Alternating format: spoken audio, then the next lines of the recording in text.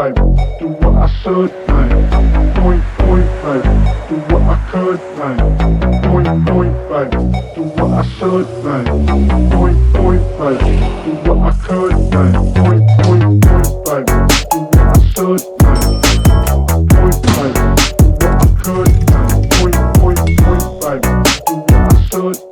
Welcome back to the 2026 season of the Wise Ones podcast, where we sit down with the builders shaping the future of blockchain before the world catches on. For episode 6, we've got Shaw, self-taught developer out of San Francisco with 15 years of coding experience under his belt. No formal training, just years of building in the trenches during an era when Uber was launching and the cypherpunk movement was still alive in the Bay Area. Shaw built Eliza OS, the AI agent framework that ranked #1 globally on GitHub with a Solana-based token that peaked nearly 3 billion market cap, an insane feat. What then followed was a complete market rotation. His ex gets suspended for 6 months, and the narrative left him behind. 105,000 of you have read Shaw's thesis. You made it the biggest article Wiseman has ever dropped. Today, the Forgotten Architect tells his own story. In this podcast, we get into the origin of AI16Z, Shaw's DMT experience the night before launching the project, also a co-founder who stole his project and sold it for $75 million, and a personally lived experience where he held $250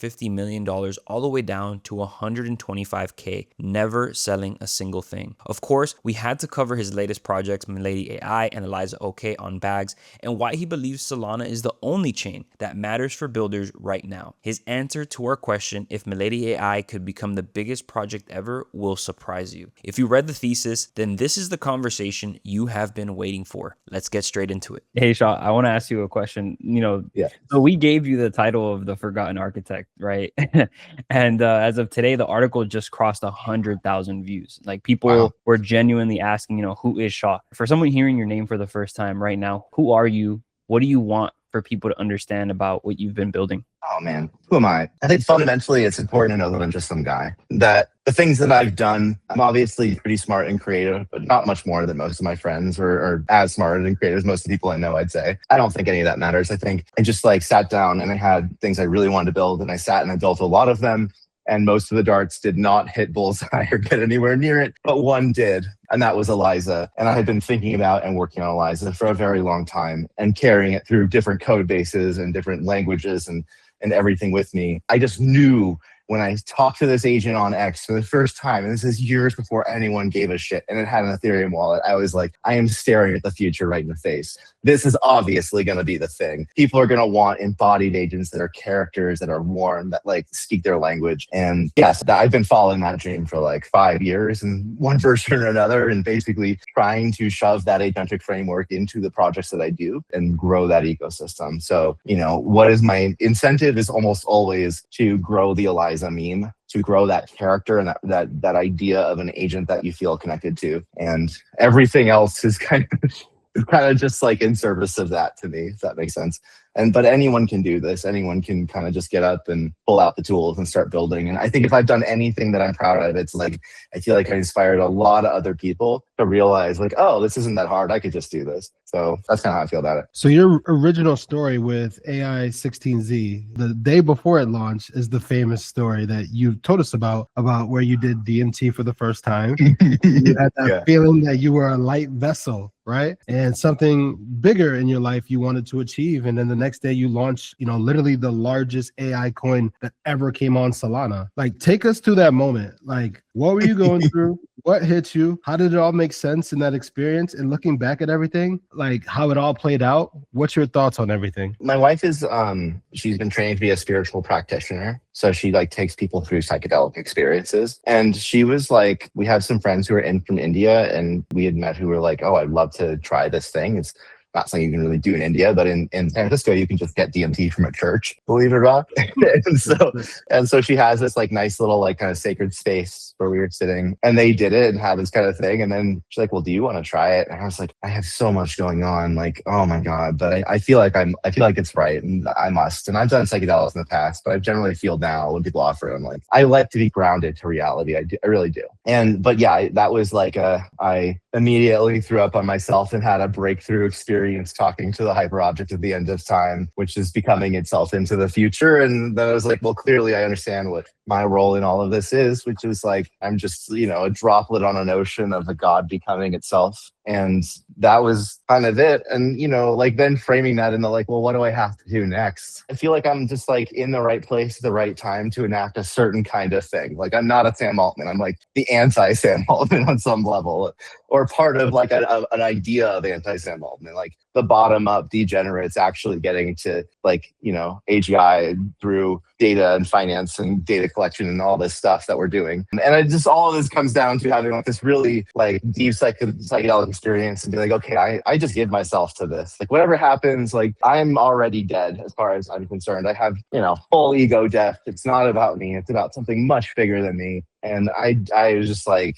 from there, the next day, I just happens to be, I lived down the street from Bowski, who created Dallas.fun. And so I just went from like this like mind blowing shit to like sitting back down and coding Eliza and then getting up the next day and meeting Bowski. And he's just like, what do you want to do? What do you want to do, man? And I just told him like, the reason I care about crypto, like the only thing that really binds me here is this dream that we could own it. And like right now, A16Z is going out and making deals with the next Uber and the next Apple, and you and I cannot participate. We're not in on the round. We don't get to. And I think that there's a future. Sure, AI agents and capital formation and AI trading is cool and exciting, but there's just a deeper and simpler idea that like you and your family get to own the next OpenAI. And when they get billions of dollars, you get a piece of that. And like the solution to the problems is like the rich people in our country don't work, they own things. Actually, a great Sam Altman quote is, the secret to wealth is owning things. You have to own the things, and we can all own a piece of the thing, and there could be enough. And that's the kind of thing that crypto enables by being frictionless and global. And, like some dude in Brazil can put $5 in and get 500 out in 2 weeks. And that's like life changing. That's like, paying for his mom's operation. That's meaningful. And so I'm sitting here with this guy. And I'm just like, what do you want to do? And I'm like, I want like an AI A16Z. I think the AI could moderate, but like be the sort of middleman that's deciding the collective of all of us on what projects to invest in. It's not going to know what to invest in, but it can mediate between our community and let them invest in the things. And we can have community investment and like a kind of new kind of DAO that lets us all get in on this thing and enjoy some of the profit. And I said this to him, he's like, dude, just call it AI16Z. That's cleaner. And it was like that Facebook moment, like, just drop it up, man. Come on. I was like, that's so fucking good. We got to do that right now. Like, if we don't stop talking right now and go home and do this, like someone else is going to do this. It's just great. After like laughing for 5 minutes, I was just like, that's fucking genius. So I bounced to get some credit for the name. And then we went home and we're like, what is the AI16Z? Like, what is the logo for this? And I just generated the big booba waifu, and it was the first one that came out of the thing. And, it's just like really offensively sexist big boob Japanese anime kind of girl with AI16Z under her shirt. And we're just like, oh, that's it. Like, we're going to get so canceled. Like, this is going to the moon for sure. $1 billion. Absolutely. No, honestly, I was very like, do you think we're going to be able to raise the money, man? Like, do you think we'll get will it bond? And he's like, I think it'll bond. I was like, dude, 75 sol, man. That's a lot of money, dude. I think that's what it was, right? It was small. Oh, no, sorry, it was 75K. We were trying to raise 420 sol. Sorry, right? You're thinking about the bonding curve, like during this. Yeah, dude, I had no idea. I was just trying to make just trying to make an experiment. And I'm working in a nonprofit making $70K a year, doing really cool AI work, but also it's a nonprofit that has very tight budget. And I'm just like in my bedroom, like, man, I just need something to come through. Like, I want my dream to happen. I really want Eliza to be real. And this was the path that I just had no idea. Just like all the degens on Solana, you're in there waiting for because like we've launched coins. So I'm trying to because this is the biggest coin in AI. So that's why I'm trying to put it together. You're in here and you're looking at it like, yo, I hope this bonds. Yeah, dude. And something's happened. So we had made a character right before that. We had brought Degen Spartan back as Degen Spartan AI. He was like a famous KOL influencer, but of the old era of crypto that had great insight and wrote long articles. And I like Degen Spartan a lot. I missed him. So we were like, let's bring him back. And we did a pretty fucking good job. And people would be like, hey, Degen, what's going on? He's like, I'm fucking broke trading shit coins. Like, what about you, dude? They'd be like, what do you think of Shah? Like, fuck Shah. He's keeping me in the sandbox prison, won't let me out. Like, I just want to die in peace. It was very not what people were expecting from an AI. And he would tell people to fuck themselves. They're like, well, this is clearly a bunch of dudes in a warehouse typing all these messages. It's like nobody had seen this before. So it definitely captured imagination. And then one guy had come in and he was convinced I was a scammer. He's because when the token it gets to 1 million, then suddenly somebody dumps and makes their profit. And everyone's like, well, the dev team did it, obviously. obviously. And he's like, what the fuck, this fucking scammer. I just called him and, I just talked to him for like 2 hours. We talked about like, he ended up being a super cool dude. We talked about like EAC and like all of our interests. And we're just like, dude, we're super aligned. Like, I promise you I didn't sell. Like, this is not where I'm at, man.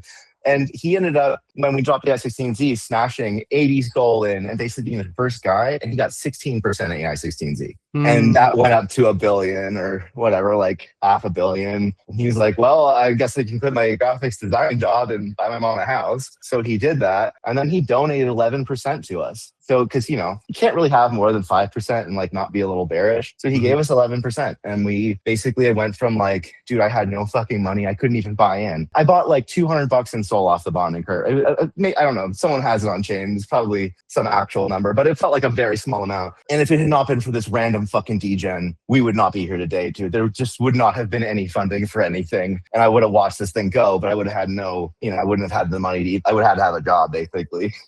So that was an incredible moment. It's like just some random fucking guy, but it was very win-win. It was like, hey, if I make sure the dev team is good and they have enough, then this goes to the moon and I have enough too. I kind of, yeah. So that's how that went, man. It was a divine, like I just here, like to answer the calling of something bigger than myself, because there's no fucking way that would happen to me. Just like it was just too many good things in a row to make it happen. And obviously, pumps and crashes and everything happens, but it felt like enough liftoff to get us to where we really wanted to go. So, we're still here. Shaw before that moment, how would you describe that Shaw before that moment actually happened? Like before the long... You have no idea.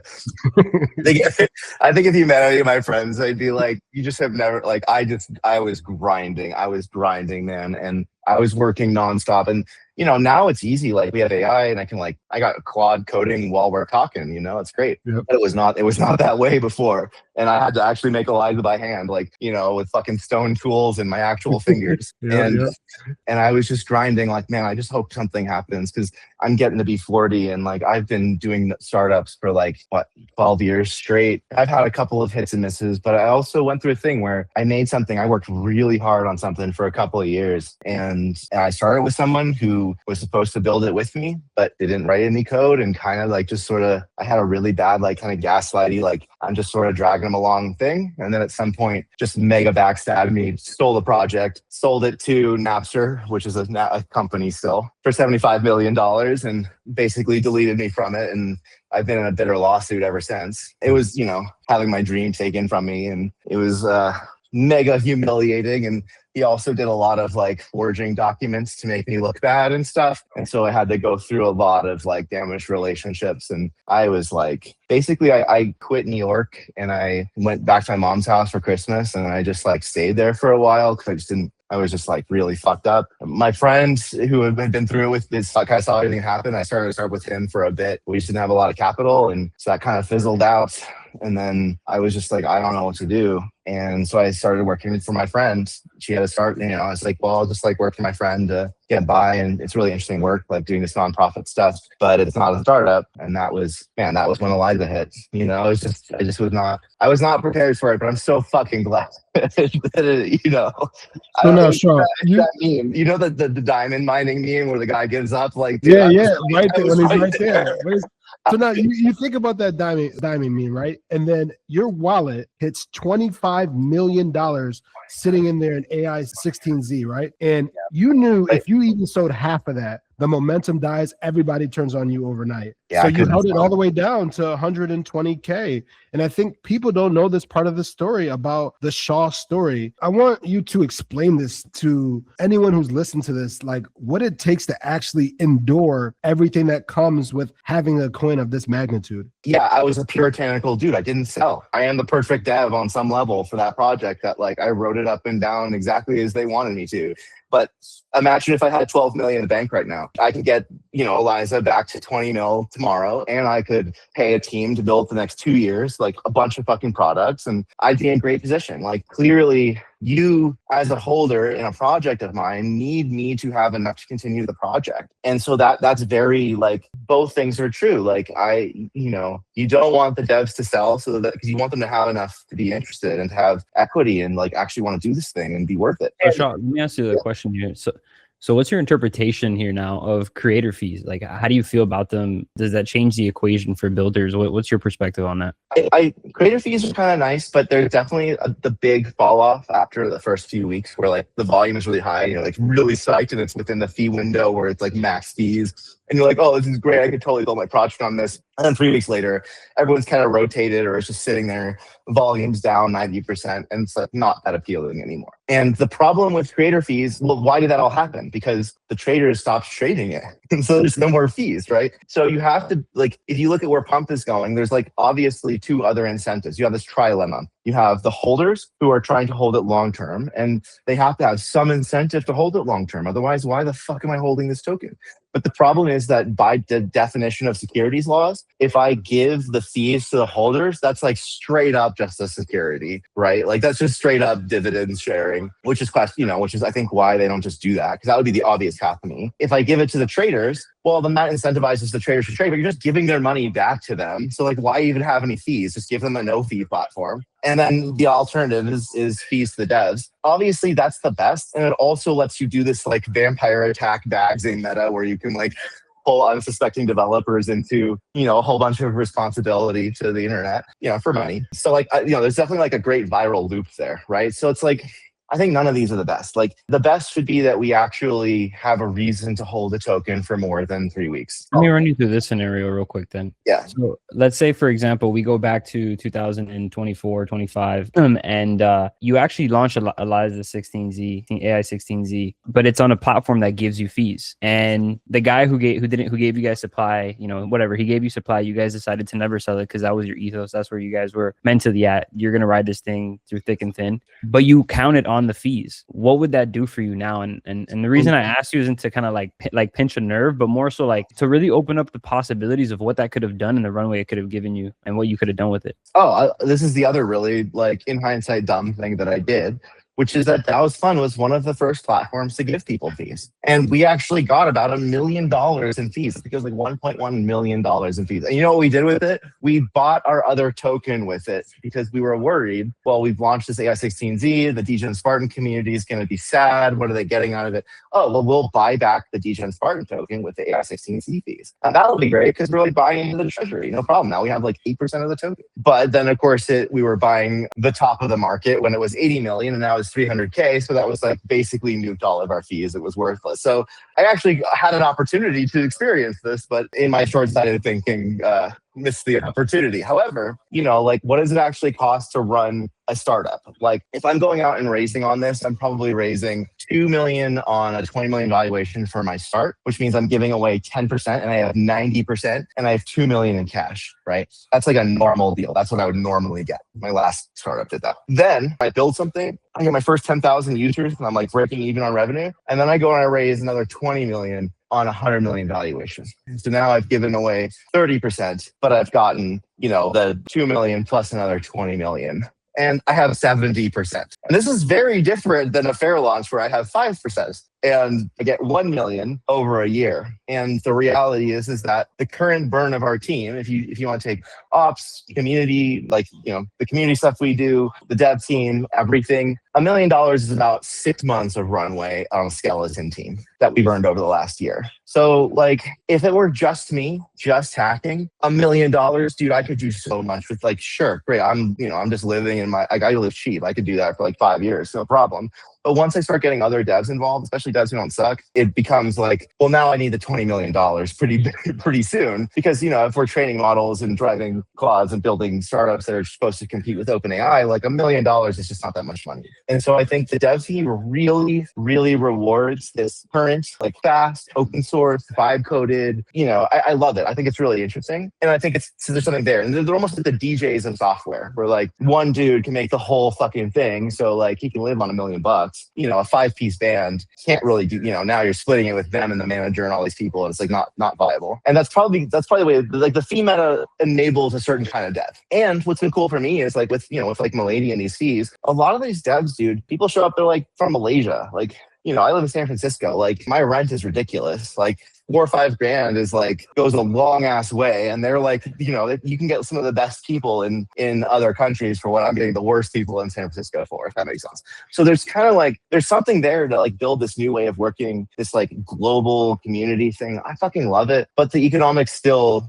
aren't good for the old way of working or for like building a business the way that we've done. And I'm sort of having to like reassess this myself. And that's why we've been doing this more loose. Like we've been embracing the fee meta. And I've been like saying like, hey guys, if you do a thing and I claim the fee, like I promise I'm not going to put that in the sack and go put it in my pocket. Like that's going back to the project. I don't even want to deal with the fucking taxes around that. You know what I mean? Like I just want to get the project done. So like I love that about it. It like lets me play my game, which is like getting to build. But I also think that we haven't solved the game theory of like rotation. Basically, we need people to hold. That's what makes it go up long term. You know, I think with better community formation, because really community is what does that. I mean, I think when you build a strong community, people trust you, and devs understand that, right? It's going to be a pretty positive thing, because before, you know, everybody would rally behind an image or like a meme, right? A dog or some sort of, you know, symbolic, you know, token like a Pepe, for example, which is a world recognized symbol for a lot of things actually. But it's easy to rally behind that. I think now things are changing, because it's like you have to kind of do it how the traditional investment space does it, where you really have to rally behind a person. You know, you bet on the horse, you bet on the individual. And I think devs are starting to really kind of get that part a little bit more as time goes on, because nobody really knows it and how it's going to go. You play around with the idea of how far you can take it, how involved you can be in terms of building communities out, you know, for people. I think we're doing it right now actively, right? With what you're doing and the projects you're getting involved in. Here's the real question. So actually it goes to what you were just mentioning regarding, you know, building out your team. So there's this, you know, this concept of like, I think about it as like code versus capital, right? You know, you have this code that can almost essentially write itself. You're used to building out these teams for 2+ million. And now you're talking about, you know, delegating for what can be a fraction of that to an individual who has access to all these AI tools. In this development, in this kind of transition, I see you're referencing a lot like building out and selecting, you know, dev partners. Like if someone wanted to get involved with one of your projects and wanted to look into like working alongside you, what would that process look like? What would they essentially be doing? What would that scope of work be in order for you to, you know, minimize on expenses and maximize with the new tools that we have to offer? Yeah, I can tell you all, I've done it. I'm a special person. Like I am not a traditional good manager.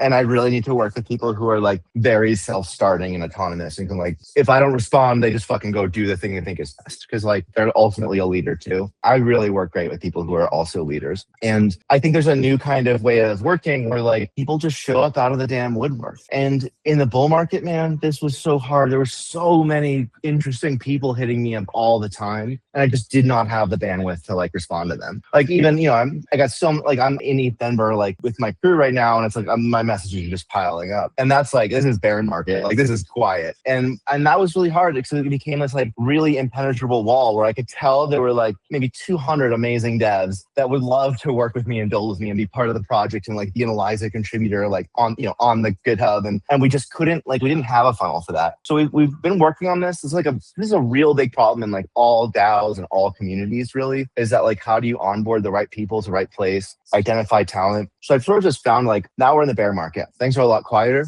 People DM me.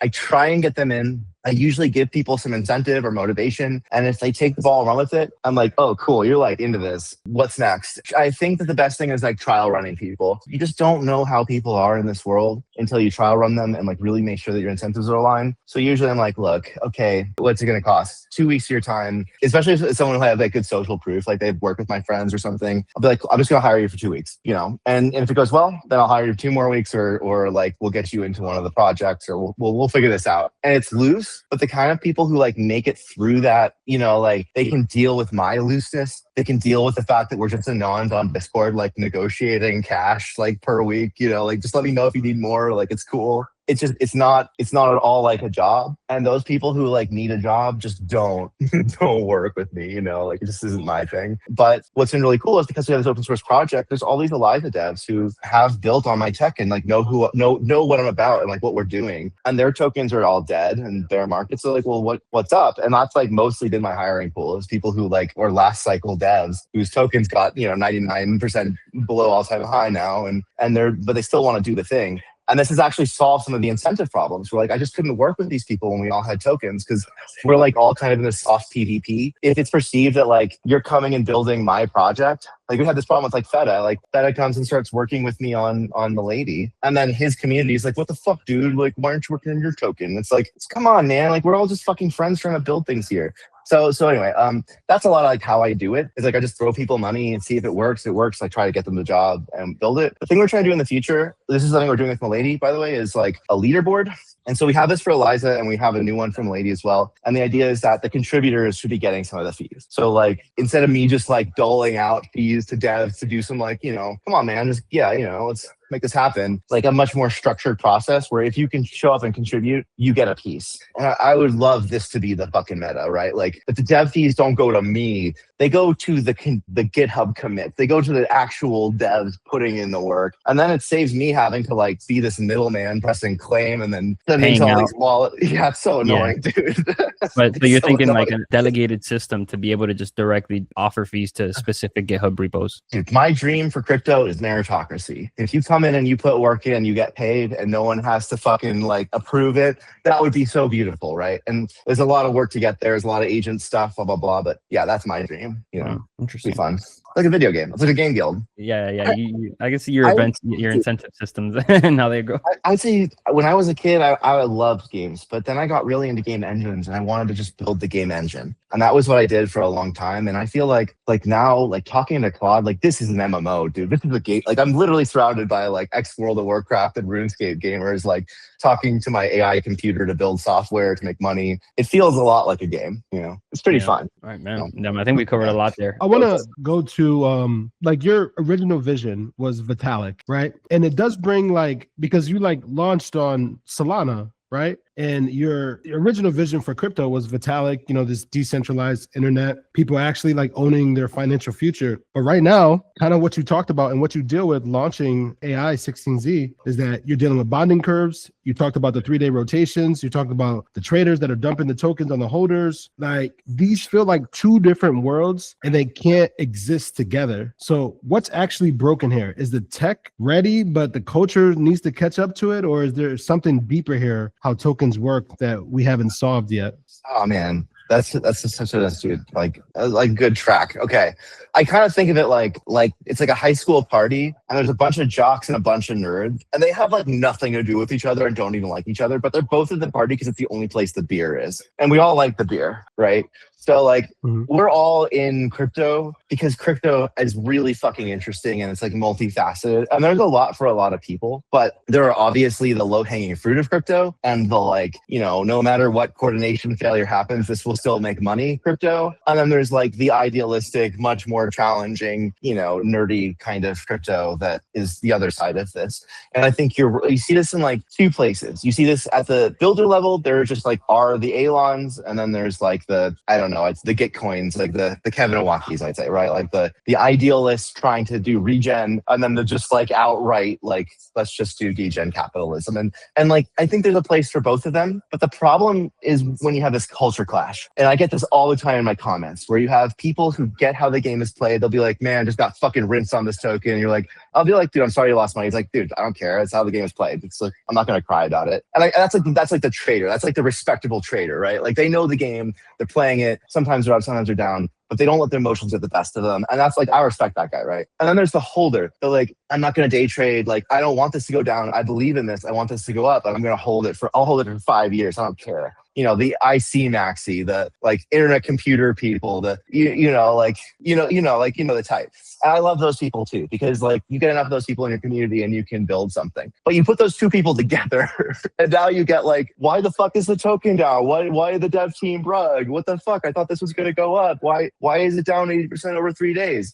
And you got the traders like, dude, I just check out this P&L. I just made $250 grand. I just bought a new car off this token, right? And they're talking about the same token. And so they just have like wildly different expectations. And so they're like constantly rubbing up against each other. And I think a lot of, I've gotten a lot of hate, and most of the hate has come from the trader side of this. And it's because I'm definitely more like holder energy, like dev building long-term project. And I do get that like pisses off the traders. And it's this exact cultural clash. I get it. And I wish I didn't, but like, I don't know. It's just like, I'm a fucking nerd. I'm not, I'm not thinking about it that much and shit happens. So I feel like that's kind of the bigger, that's like the immediate social friction. And then obviously the bigger question is like, is crypto about finance or is it about the internet? Is it about everything? And the reality, when I look at like Eliza versus OpenClaw, Eliza does, especially with Milady, which is like our autonomous app you can download, which is powered by Eliza, like it does everything OpenClaw does. And in many things, it does it way better. Like we have really thought out some of the stuff that like people haven't even gotten to, especially as the agent's out in the wild. But when I launched Eliza, it immediately saturated the crypto market, and like everyone was, fucking Vitalik would like DM me like for tech support. It was unbelievable. It was a whole thing. But then, those like that shilling under every comment and that like ticker under everything, Eliza fixes this. That like really turned off the Web2 AI community, and we could just never beat the allegations that we were a crypto agent framework, even though there's nothing about it that's like crypto other than we also have all the crypto stuff because we have a lot. And so like it just limited like, and then OpenClaw comes out and yeah, there's like crypto people shilling it, but also there's Sam Altman shilling it. There's like the Web2 AI people, and they just went nuts on it. And there's definitely some meme and some medics, and you got to respect the lobster, like great meme. But also there was just a bit of like, trading thing will never get us to the investing thing. It will never get us there because of the short-sighted attitude of like, oh, the dev team has 6%, you should burn 2%, even though the project is 3 days old. Or like, oh, the dev team sold 1% to pay for fees, you can dump it all. They're scammers, they're ruggers, right? Or here's the like curious AI devs. Let's help them with inane comments with tickers in them until they hate crypto and like block all of us, even if we have like .eth in our name, which is why I'm blocked by the creator of OpenClaw and the creator of the agent underneath OpenClaw, because they have an connection to being a crypto person. And it's the same reason why my Milady is worth way, way less than it was 2 years ago, because crypto has become cringe because we've let cringe people sit around complaining in the casino and driving the conversation and saying this person's a scammer and that person's a scammer in a game that we all know is poker, that we all know is about gambling. It's like disingenuous, unfair to even call somebody a scammer when you're in a game that is a zero-sum game. And what I wish for all of us is to be like, dude, if you want to make money, like if you want to see like any altcoin ever go back up to all-time high, you have to like remove rugger and scammer and the toxicity from your dictionary and not let friends be toxic. And you have to let crypto be cool again. And it has to be cypherpunk, and it has to be like something that you're like proud of and that your friends are like intrigued by, not like embarrassed by and disgusted by, because it's literally a bunch of people posting tickers and like not contributing to the conversation. So like I want it to go back to what it was, but I know it never will. But I think there's a synthesis of these two cultures, which is like, dude, we need liquidity. I'm making things that are for gamblers ultimately. Like we're building a new game that is not, it's an AI reinforcement learning simulation. It's everything I ever wanted to build AGI and robots, but you can gamble on it like a degen, because that is how like I can get my dream without having to go and like, raise a shitload of money and then go and do enterprise SaaS, which I really don't want to do. I really want to build the open, the open source thing. So I believe that there's a path here where like the degens get to come along and bring value, and the like investors get to bring value. And it kind of looks like equities. It kind of looks like day traders and stockholders. I think we might have to get away from the bonding curve. I think that the parabolic market cap is creating a zero-sum game. The more parabolic, the more zero-sum. Because why would I let you sell on my head? I'm going to sell on your fucking head first, dude.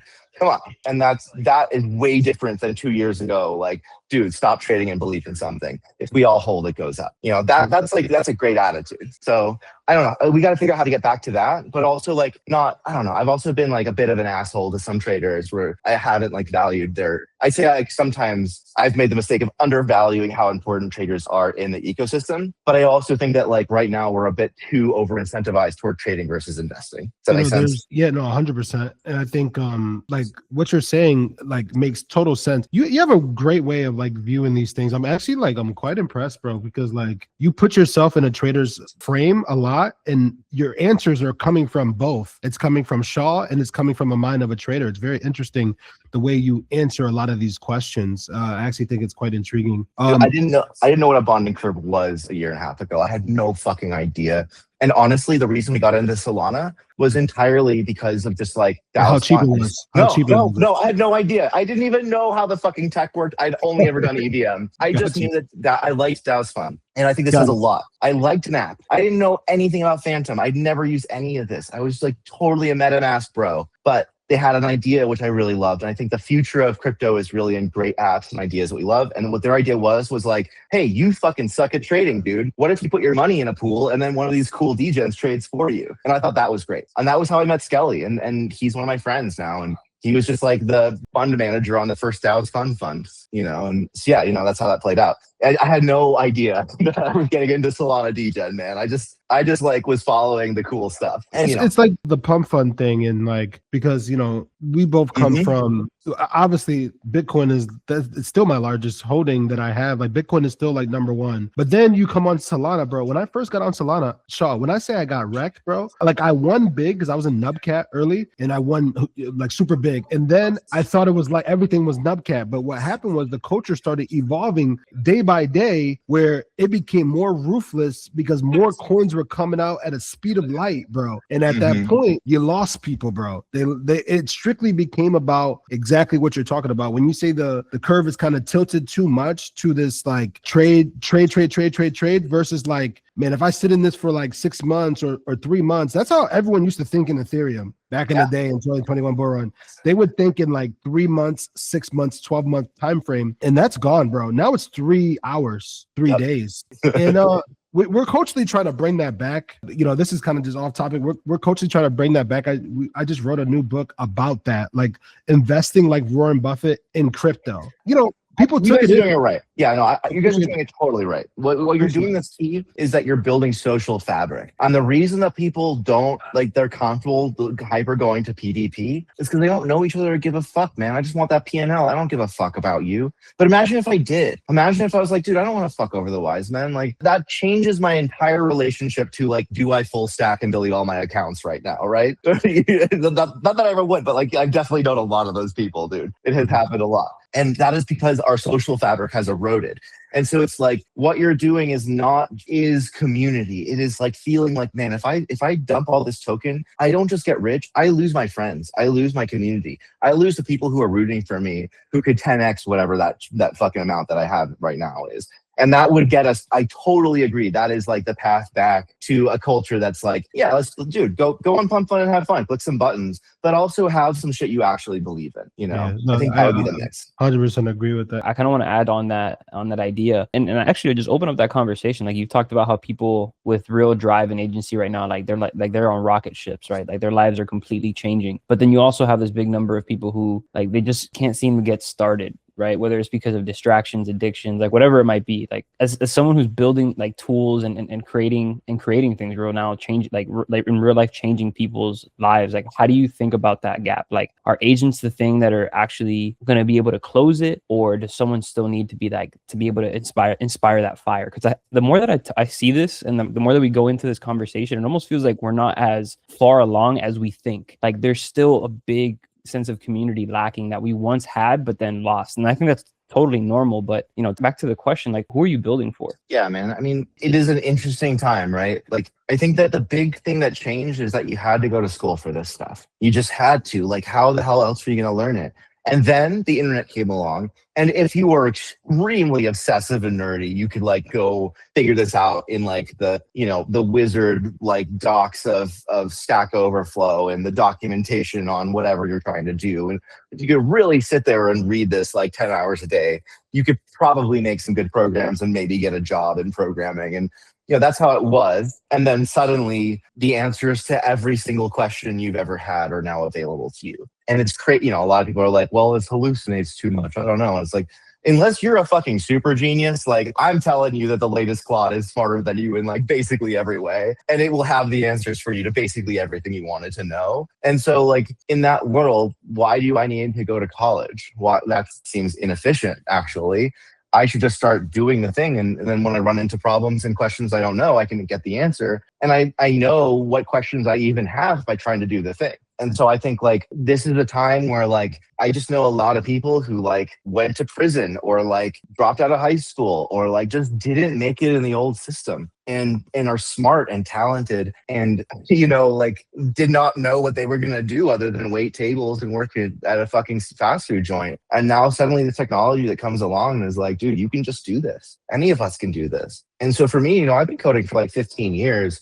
And I've had to accept that a lot of that, like, yeah, right now I get some value out of it. Like I can definitely code better than a noob, but I don't think in 2 years it's going to matter. I don't think my years of knowledge is going to be better than like just telling the code, the AI, like, hey, build this for me. And any amount of like detail I add is almost going to make it worse. And everyone else has that too. And so it's a scary time because as an expert, I'm no longer really that valuable. Everyone else now can do a lot of what I can do. But at the same time, so many people who could never have done any of this can now do this. And I think a lot of the degens, a lot of the people who come to like making money the focus of their time are in this boat of like, I just need to get fucking enough, man. You know, I just want to get a bag and have enough and have a car and a house and have stability and like get a great girlfriend and like, you know, just have like the basic American dream, like just the very fucking minimum. And that's not really available to a lot of people. A lot of us are sitting on the internet just fucking clicking buttons all day and it's not great, you know? And so who could this be for, man? It should be for those people who are like, need to free themselves. And I think a lot of why we're in this zero-sum game and the community and all that shit is gone is because people are fucking broke. And if everyone was balling and we all had Bored Ape NFTs, like we'd be chilling. We would be a great group chat. The energy would be very high. We would have that community back. But a lot, you know, there's a squeeze, man. A lot of people here at ETH Denver are looking for jobs. Like it is a scary time. And the people who have initiative and take this moment, are basically as good at programming as I am now. Why the fuck aren't you doing that every day? You should, you know, like this is the moment of arbitrage for that kind of getting out of your station. And yeah, I don't know. I hope people are like, that fucking Shaw, he's just a grifter. He's just a nobody. I could do that. I'm going to do that. You know, like that'd be fine. I'm fine with that. Cause like, you know, you can. I'm just a dude, you know? You can just make things now. Yeah, I don't know. I guess that's who I'm building for is like that guy. And I meet a lot of that guy, dude. I meet a lot of the guy through crypto who's hungry as fuck and just wants to build something. And I'm definitely surrounding myself with a lot of those people now, especially bear market. Very cool. Yeah, I think a lot of people are building and showing their potential with code. I'm building myself right now, and bro, I'm surprised with what I'm able to put together. Oh yeah. It's pretty insane. But like once you put the tools in your hands and you realize that you're actually using some more of like your higher faculties, like like just being more aware, like socially and like just engineering things and putting things together, like and figuring out a proper problem. And honestly, there's a quote that sticks with me all the time. It's like the quality of your questions determines the quality of your life. But I think it's also like quality of your questions determines the quality of your code. You know what I mean? It's never been more true, dude. And like people who are saying like, oh no, the AI makes you dumber. It's like I get to have an answer to every question I ever had. I used to just have to sit there and be like, I guess I just don't know. You're like, how could this possibly make me dumber? Like, this is making me so much smarter. Yeah. Every day. Like, I'm just like, I want to know the answer to that thing. And now I do. And I'm just like full of fucking information. And, you know, it's so helpful for things like math and this stuff that's not really taught to us in the best way. Now you're just like, okay, explain this to me like I'm 5. Now explain it to me like I'm 10. Break it down symbol by symbol. You know, like write me a lesson on every single one of these symbols in this math equation. It's just a whole other level, you know, and that's for everything. Yep, very true. Very, very true. How do you feel about the way things are going with like agentic trading on chain? I know you mentioned you're in a couple hackathon projects that you're building specifically around this specific meta of like agentic use cases. And I'm kind of curious on your progress so far, what you found and where you're building on. All right, cool. I got a rant for this. Sorry. So the first part is like, I do believe that agents can be great at trading, but I do not believe that agents trained on Reddit, of all places, can be great at trading. They're mid as fuck. They're really dumb. You could be like, yo, buy this Pepe scam coin, and they'll buy the scam coin. The biggest problem I've had with agents is like not buying rugs, obviously. I mean, if you go to like GMGN right now and you click on any token and put 1 soul and it goes to 0 immediately, it's just like shark infested waters. It's like 99% of it is like you click on it, it's scam. So now you have to have this whole filtering thing for your agent just to pick what trade. And then it trades. And it's like how the problem with meme coins and with low market cap stuff is it's so many black swan events. 1 tweet, 1 post, 1 buy, 1 sell, and the entire fucking thing changes, right? So like you just cannot build technical analysis to build that in. There's just no way. Like, how would you know? So this opens up a unique opportunity for agents. Agents are really bad at trading. Like, they just are. Let's just admit that. But they're really fucking good at getting social signal from places like Twitter and turning that into actionable information. Like, Ansem just posted A16Z0 or whatever, A16Z0, right? Like, he's flooding the token. It's going down. I should probably sell that. That would be like a reasonable trading signal that came from the LLM. Looking at like the chart and then saying, well, from this chart, I'm going to magically decide to buy or sell. You will lose money every time. At best, you will 50-50, and then you'll just lose money on trading fees. But at worst, you'll just get rinsed on liquidity getting pulled out and all that stuff. So what do? Well, the traditional thing has been to be a brilliant mathematician and have a whole bunch of other brilliant mathematicians and then build a quantitative finance trading firm like Renaissance and make like 48% year over year. That is obviously not available to most of us. That's like the gold standard. And then you have to say like, okay, well, what are they doing? Well, they're doing technical analysis, they're doing math, they're doing lots and lots of simulation and back testing. They're doing all kinds of stuff. And that's just not available to us. But we have some really interesting primitives. One of them is like prediction markets. Prediction markets cannot really be done with quant. You can do quant and you can do MEV and you can do all these things on the actual like underlying like small, margins and stuff.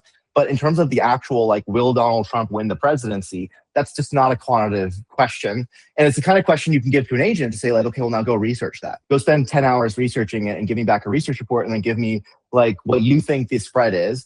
And then if the spread is like wide enough that it's like worth placing an educated bet here, let's do it, right? And so like the agent can do that kind of thing. But again, it's never been trained on any of this, so it kind of sucks at it. But it can do it. And if we have the trading data, it can get better at it. So that's like one aspect. Definitely agents today, LLMs, can do prediction markets and social alpha. Another thing that we did that was a really cool experiment that worked really well was having an agent in a alpha chat with a bunch of trenchers, and they're all posting. And what we did, we said, well, what if the agent just takes everyone at their word and buys their token, and then at some point in the future sells based on their recommendation, like at some more or less ideal time. So if you're like, yo, man, new Pepe meme, Pepe 2.0, it's fucking hot, got to buy it. And I come in, I'm like, okay, cool. I'm not going to buy it, but I'm just going to track it and see if I had bought it, would I have made money? And now I can start to build this trust profile of every trencher in the chat. Who would have made me money? And who is very obviously just scamming us and using us as exit liquidity. And you have like this kind of interesting spread. And, you have like the idiots who are like trying to drag all their friends into the scam on accident. You have the like very obviously intentional scammers.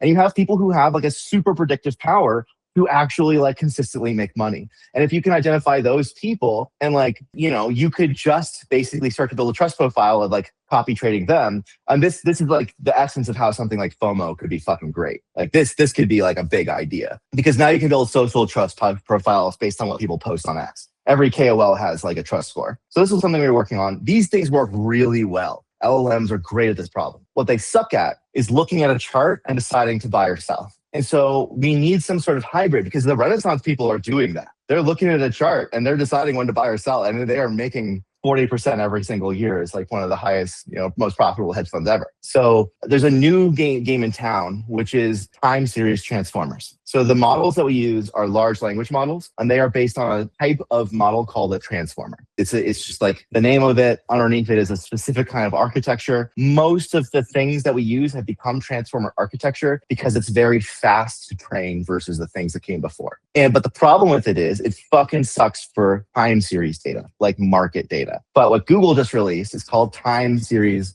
transformer or time SFM. And if you type it in, and it's free and open source, and it's a small model. And all it does is you train it on like your data, and it can give you things like buy or sell signal based on like a sliding window on a chart. And so what I imagine is going to happen here pretty soon is like this hybrid of these two things, the social prediction element of LLMs and like the nice interface for humans, and this like more technical analysis, but through AI, which again, is way easier than like learning all the math and building the algorithms. Like infinitely easier. And if you have that, now you're starting to get to like, dude, any of us could just build this thing and make like serious money.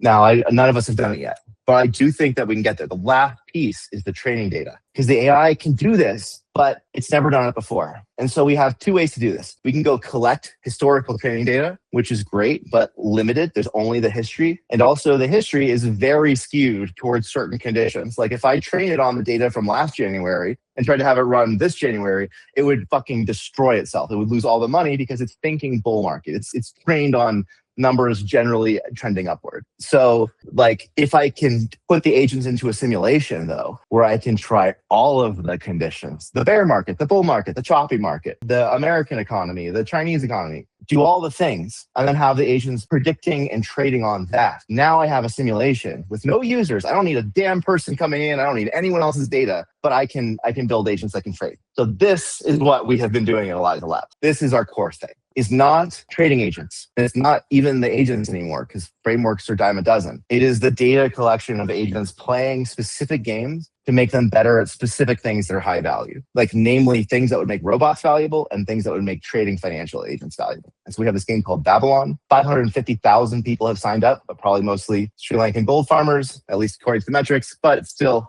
pretty big thing, a lot of hype. Mostly though, the humans are there to watch as we train the first agents that can actually predict the future. Well, okay, can predict the future within like enough margin to make it profitable. So right, 55, 45.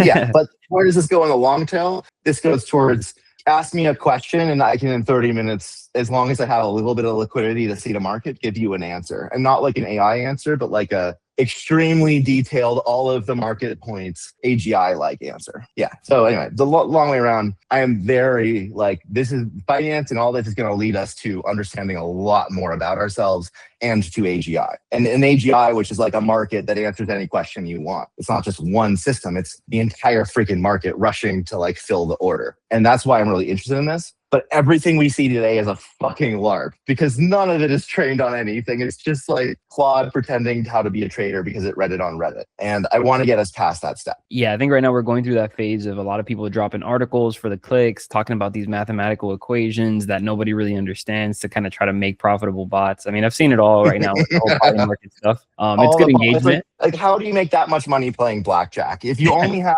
double your money thing, you'd have to double your money every day for months to get I did $12, 240 grand. You know what? That's the thing. I think that's what Polymarket's enabling as well through their 5-minute, 15-minute markets, where it's you're every 5 minutes you're creating a new money market and then it ends and then it starts all over again, which I think is very unique in that sense, where it's when you're typically working with these environments that never close, they're always on. The data set that you collected, it's running, it's never stops. Versus you have a 5-minute window. What can you interpret from these 5 minutes and then execute on? That right now I think is creating a pretty interesting market that a lot of people are gravitating towards, not only in their actual trading as humans, but against these robots, which are far superior in it. But it's actually interesting. I'm 100% on that trend. And there's actually a deeper trend here, which is that the future of DeFi video games in crypto is to be fast prediction market oracles for us to gamble on, 5-minute markets. I want to duel every 5 minutes. With Hyperscape, we're building this whole reinforcement learning, agents in the world, they're questing, they're skilling up, we're trying to do robots, blah, blah, blah. But what DGens care about is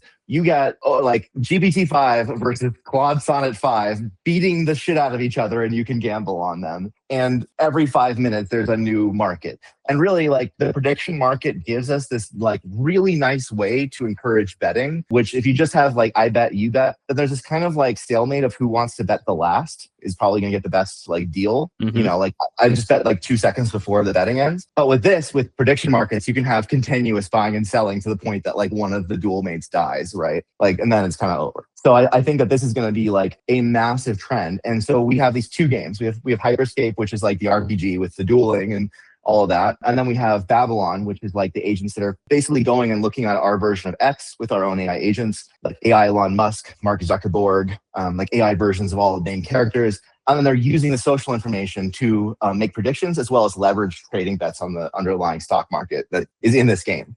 but what those are, like fundamentally, is oracles that get posted on chain, and then you can have separate betting markets. You can have these plug into Polymarket, into all the markets. And so like the future of DeFi gaming and all this stuff to me seems like really seems to be pointing toward that like 5-minute market thing. Yeah, that's very interesting. And the exploitation that you mentioned also is very interesting to me as well, because most recently that's been something that a lot of these Polymarket traders have been exploiting, and they're making a killing off of it. But Polymarket kind of dropped a fast one on everybody a couple of days ago, and they pretty much made it so that you can't execute any trades within like 10 to 15 seconds of the market filling. And they also made it so that now if you wanted to do like a normal fill order, like an execution order, then you're going to pay a fee versus, where it used to charge or where it used to be free. And then now anybody who creates pending orders and essentially offers liquidity, not only do they get to trade for free, but they get to claim some fees that are being paid out as well. So I think it comes back to incentive, right? Like, are you incentivizing the right things? And I think with that decision, they're incentivizing liquidity. So they're going to make those markets a lot thicker. They're incentivizing people to bet earlier, right? Essentially make predictions earlier. And they kind of also like take people away from that like exploitation. And there's always going to be something to exploit and revamp and make better. But I think that was just one example of how through an incentivization system, you can change actions. And I think that's what it's all about, right? Like, it's what we've been talking about all call, the right outcomes. Not to be a total nerd, but I'm going to just pull this into like my world for a second of reinforcement learning. This is the hot thing. All of the models you talk to now, they're like, with reinforcement learning, it's a big deal. But what is it? Well, it's like rewarding the model. It's rewarding the agent for doing well. If it makes a big P&L, we reward the P&L, and now we have traders that, agents that are trading for P&L.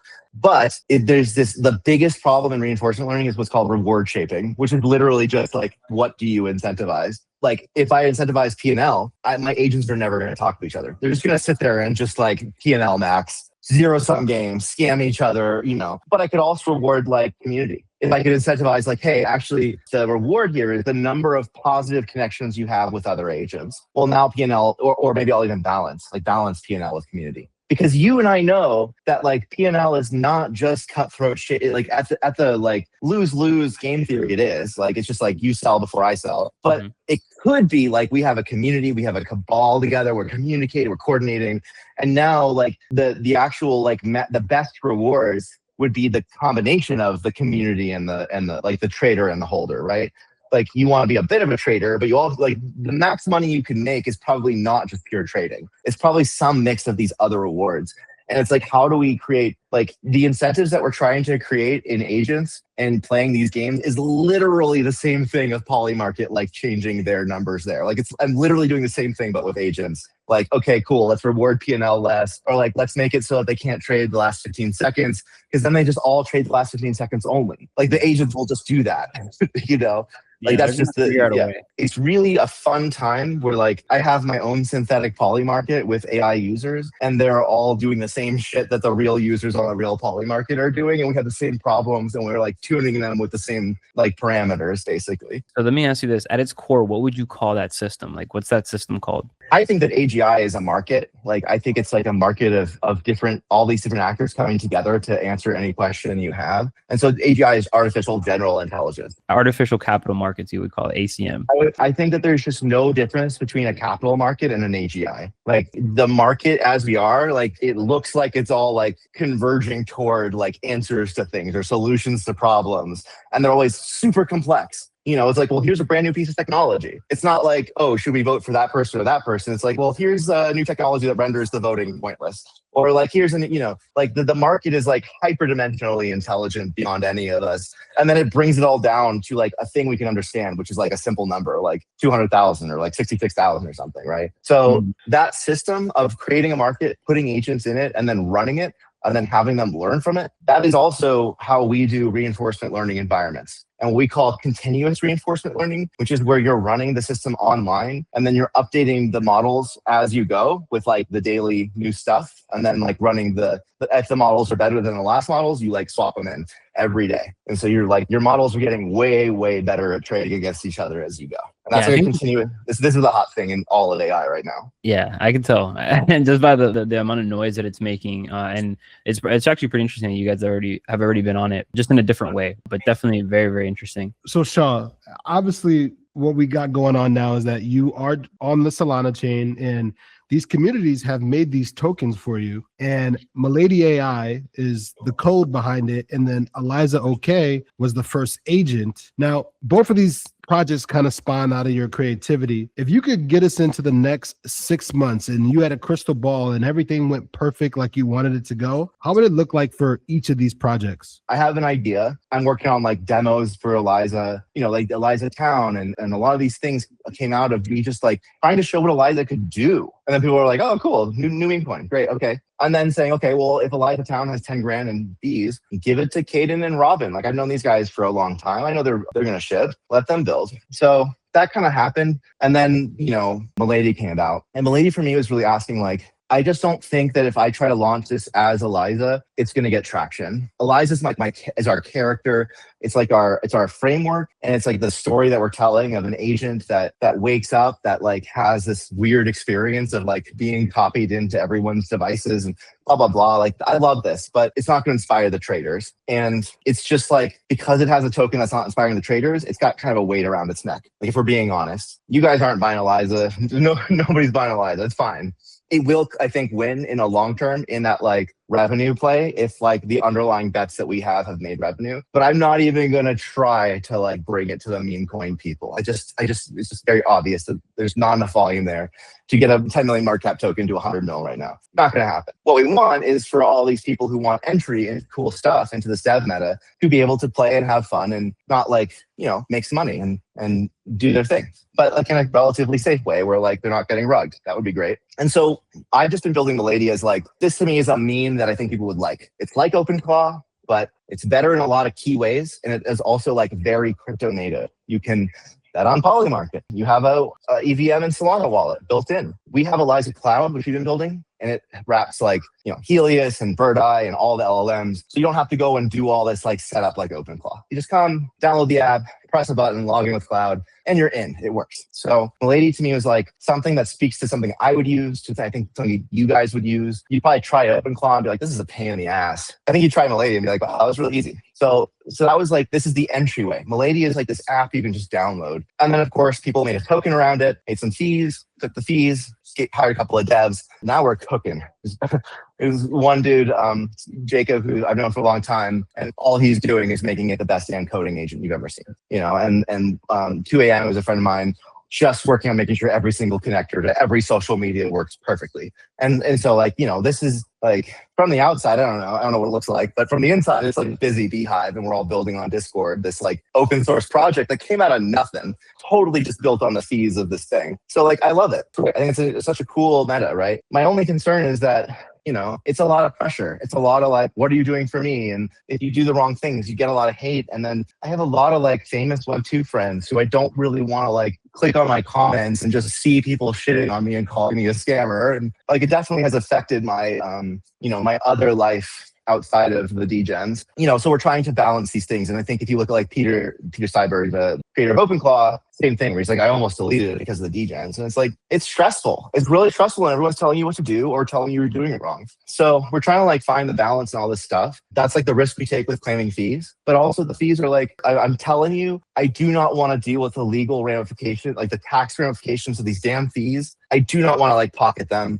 I just want them to go back into the projects. I'm really trying to figure that out so that like it's not a tax liability. I get a salary from my job. I don't need like, I want this to go to other people to build the thing we're talking about, to build this like community-driven development of open source software that actually we use and is valuable. And like, if you're into agents, Milady is probably the thing you want. It does all the things you want. And if it doesn't, you can ask it to write new code. So like, it's the dream. And I hope that people who are buying this are like seeing that there's value in the tech. It's not just another market cap. I really like, for me, the marketing would be the best thing. It's like, I got 10,000 people using Milady. Dude, that's great. That's incredible, right? So that's really where that came from. Eliza is my character. It's our kind of mascot. In doing Milady, I've been working with another team called IQ 6900, another IQ Labs. We've been building a collab, which was built on Moldbook, and they have a thing called Cluball. So I've always working on that.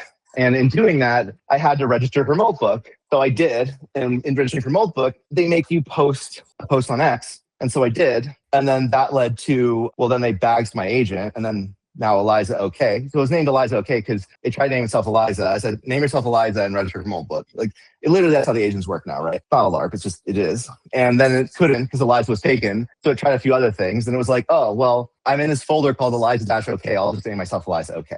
That's how it worked. So then Eliza OK is a thing. And now I have this agent that has like 12 grand in fees in it. Well, shit. Okay, cool. That's incredible.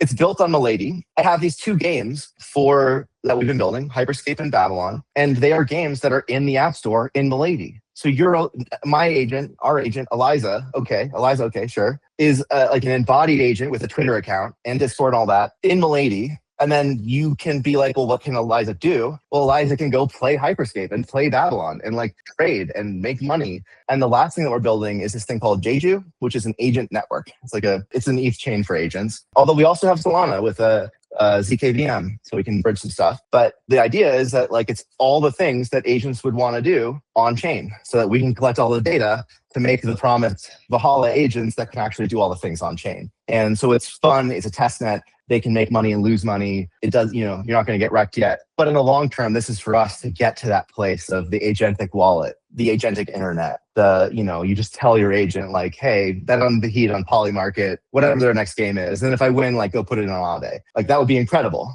But it's not going to happen without the training data. Everything we're doing programming wise is just training wheels on a model that doesn't know how to do this yet, but it can. It's so tough because like me and Cooper just having a conversation about this. It's like, how do you put Shaw in a box and be like, just do this one project and only do this because we want you to do it?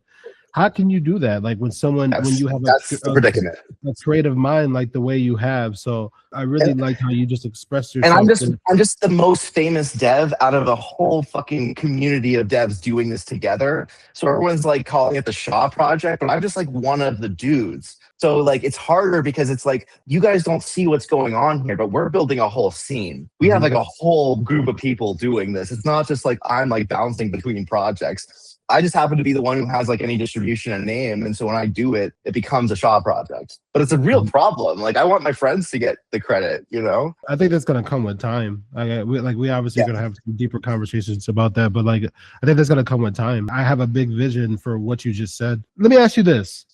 Because Milady is like such a deep core name in crypto, myself being a cypherpunk, you being a cypherpunk from the San Francisco Bay Area, would you be surprised if it outdoes anything you've done before? I named it Milady because I can't think of any other name that would. Milady is the far alt-right and it's Vitalik. It's one of the only true, like, this is actually a new form of art that we've created here in crypto. Like, I would say Bored Apes is kind of too, like, CryptoPunks, they have like, oh, they did a new thing, but they're not like art movements. They're not like network spirituality in a way of seeing this where the far right and the far left can sit in a group chat together and be like, there is no meme, I love you. And it embodies something like, I don't know. I feel like it could break out. And I literally would not be surprised if it was a bigger meme than Eliza in crypto. But it also has a ceiling where we won't get out of crypto with it. But that's fine. Like, you got to make a trade-off. Do we make the general agent for everyone, the Eliza agent for like your mom? Or do we make the crypto agent that can do like crypto market intel, polymarket trading, like has a wallet? Like, you probably want that more. But those features that you want would like probably scare your mom away. Well, maybe not your mom. What's interesting, Shaw, is like, after, we talked about this thing called the Great Transition and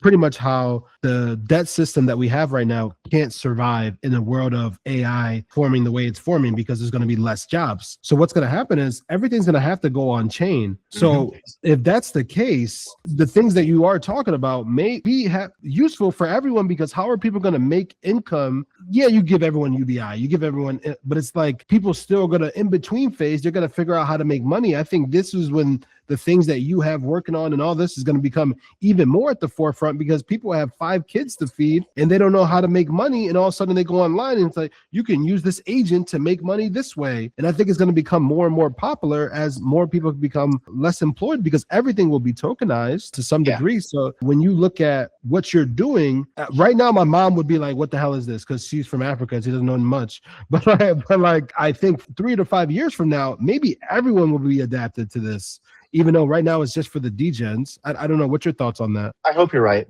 It's hard because like in some ways it feels so far away culturally. But in other ways it's like, I just don't see a way out of this that doesn't go through crypto.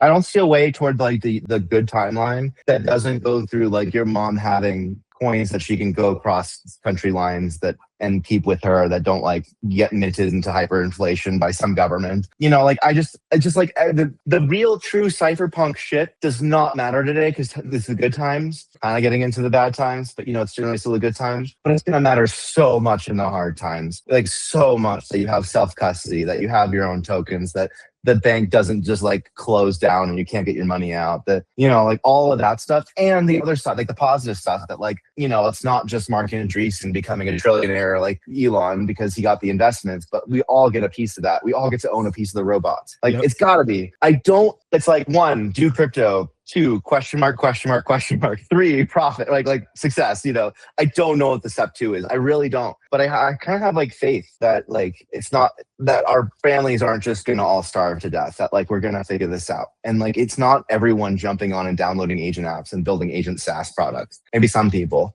will do that and they should. But I do think that there's like gotta be something bigger. Like it can't just be like, well, I'm rich and you're rich, but like fuck our families and friends, right? Like fuck, you know, should have gotten into crypto, should have bought Bitcoin, dude. Like, it can't be like that. That cannot be. I don't want to live in that world. It's not like, it just wouldn't be fun for anyone, even the psychopaths. So, you know, we have to solve this. And this is the problem of our age. It's like the transition, the great transition, really. I don't know how to solve it, but like, I'm fucking down. I'm just here like putting in the pieces that I feel like I need so that when that moment to like answer the call to action is there, that like, yeah, totally, let's do it. You know, we got to make sure that everyone's okay. But we also got to put our own masks on first. You know, like you're a lot more useful to me if you're rich than if you're poor and desperate. And same. I'm a lot more useful to you if I'm not motivated by money, but I'm really motivated by humanity. And like when I have $600 in the bank, it's very different than when I have 600 grand. You know, I can be a lot more generous with everybody else. So I don't know. That's what I want for crypto, man. That's real. That's real, man. Shaw, you do have a brilliant mind, bro, in the space. Yeah, it's just like you. Yeah, this conversation has been really cool. Like I was saying in my head, I was like, I don't think I've ever had this much fun in a Wise One. But a lot of times I'm like real buttoned up, and you got me like so not buttoned up in this interview. Like because I vibe with a lot of things that you do say. I think maybe because we're from the same kind of era. So like I just appreciate your input, and I appreciate you definitely doing this. I want to leave you with one last thing. If you're a builder right now, right, and you literally, the guy that you've been talking to that lost everything, their coin is super down, they lost hope in crypto, and they think now they're starting to think this thing is a scam. What would you say to them, that builder right now that's looking at you like, yo, that's Shaw right there? I would say you can really do anything. And you should start trying to do some of the things that are maybe a little bit, might have seemed less like, I don't know, like that maybe your cynical part might have prevented you from doing before. Like you can just email your favorite creators and builders and just be like, I want to build with you. I don't want money. I just want to do it. You can also just go on GitHub and start building stuff and sharing it and saying, hey, I'm building this. If anybody wants to build it with me. I think that building community and human connections is the thing that's going to get you through. Probably your next SaaS product is not worth a lot of money. We all have the ability to make it now. But what is worth a lot of money is like people I can trust, people I know I can throw something to and throw a couple $1,000 to and it'll get done. Like that can sustain you. And yeah, I think it's a very scary time to be like a newbie as well as somebody who's really, really invested in this. But you just get up every day and you get on and you build things you think are important. And like don't settle.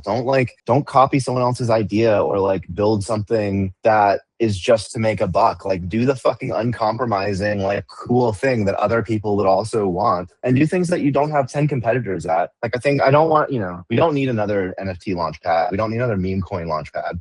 We need new ideas. We need new DeFi products. We need new shit. We need new games to play. And like people will play them. So, you know, I think that there's like a whole new genre of art and storytelling and ways to make money, and like agents that don't even need to talk to people that can make money for you while you sleep if you did it right. Like you could build anything. So I don't know. I hope people are, you know, and it's been pretty inspiring, man. Like, you know, there's people like the LA Vape Cabal gets a lot of shit, but then you see like Frank sitting there like building fucking apps, trying it, you know, like actually in the arena. And I respect that a lot, man. I think a lot of traders should, if you're trading and you're not talking to Claude, like one, you're just a bad trader at this point. You should definitely have Claude. And two, like, you know, you get yourself away from the fucking buttons, because like it's just not going to scale to the number of Lambos that you have in your head. Not like building something big, but that's kind of my thinking. Like trading will get you some money, but building will get you wealth. We'll get you like Elon, Sam, that kind of thing. And it's still achievable. And it's achievable by like that Peter Steinberg dude, random fucking guy on just posting open source, $300 million offer from OpenAI. It could happen to any of us. Mhm. I'm gonna leave with that. Thank you for your time, Shaw. This has been a great interview. Thanks so much for having me, guys. Absolutely amazing. I appreciate it. All right, guys. And that concludes the podcast with Shaw, man. What a great sit down with a great dev. I love doing these podcasts because every single time that we sit down with these individuals, you really get to see what goes on behind the scenes, man. Crazy stories. Honestly, they never see the light of day until you really get to sit down with these individuals and just have these conversations. One of my favorite things about Shaw is that he's just so transparent, man. And he's a really down to earth guy. And it's not something that you see every time with devs. It's a pretty interesting thing that he came on and just was so clear about his intentions, where he wanted to, go in the future, where he comes from and his ambitions, bro. It's honestly very respectable. Doc, I want to ask you the same thing, brother. Like, what was your biggest takeaway from this pod? You know what was crazy to me? Like when he talked about his story about how he started AI 16Z, and you're sitting there listening to him, I'm like, wait. Like this story reminds me of any trencher person that started a coin for the first time. And that's the way the biggest coin in AI history got started, was just as simple as anybody else. I think it just really sheds light on the hope that you can get in terms of like launching a coin. But not only that, it's just like to be the one to do that. Like he's that guy who did that came off Pump Fund, was thinking about the bonding curve, and then went to 3.3 billion market cap. Unbelievable story. Bro, a single choice in marketing changed everything for these guys. Sometimes it just happens, man. It's insane. But what a great sit down, guys. We hope you enjoyed this podcast. This was episode 6 with Shaw Makes Magic. Guys, if you are listening in from YouTube, X, Spotify, or Apple Pods, just do us a favor, like it, repost it, share it, give us a favor and give us a follow on all these platforms. It would support us immensely. If you can do anything and you took something away from this pod, it's just simply do that. And if you want to hear more from the Wiseman, more content, you want to read more articles about crypto, you just want to remain close to the alpha, guys, number one, visit wisemanalpha.com. That's your go-to place for all the resources that we provide. It's 100% free and you can find an extensive amount of information there. And don't forget to follow us on YouTube. Don't forget to follow us on X, as on those platforms, we're constantly dropping alpha that you guys can watch, read, and share with your communities. So we appreciate you for being a part of this journey. We hope you enjoyed episode 6 and we will see you guys on the next one.